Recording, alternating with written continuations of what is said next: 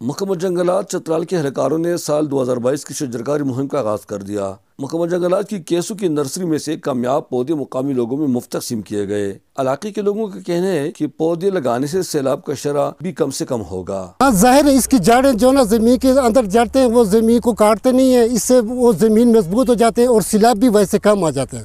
اس سلسلے میں دوسرا تقریب خیر آباد کی نرسری میں منعقد ہوا، جہاں لوگوں میں جنگلی پودے مفت تقسیم ہوئے۔ مقامی لوگوں نے حکومت کے اس اقدام کو نہایت سراہا۔ چترال میں مانسون کی بارشیں نہیں ہوتی ہے، اس وجہ سے بھی ہمارے جو پہاڑی یہ آپ کو خشک نظر آ رہے ہیں۔ مطلب زمین کو زرخیز کرنے میں کلائمیٹ چینجز میں جتنے بھی ہمارے وہ ہیں، مطلب کہ کلائمیٹ چینجز میں رول ادا کرتا ہے۔ سب ڈویژنل فارسٹ آفیسر عزیز علی کا کہنا ہے کہ جنگلات کی بقا سے لوگوں کی جان و مال کا تحفظ وابستہ ہے۔ ہم نے جن لوگوں کو زمینداروں کو ہم پودے دیتے ہیں، لوگوں کو ہم پودے دیتے ہیں، تو ان کو یہ ہدایات پودے دینے کے ساتھ ہدایات جاری کرتے ہیں کہ پودے لگا کر ان کی دیکھ بھال کے لیے ہمارے اسٹاف انشاءاللہ تعالی الرٹ ہیں۔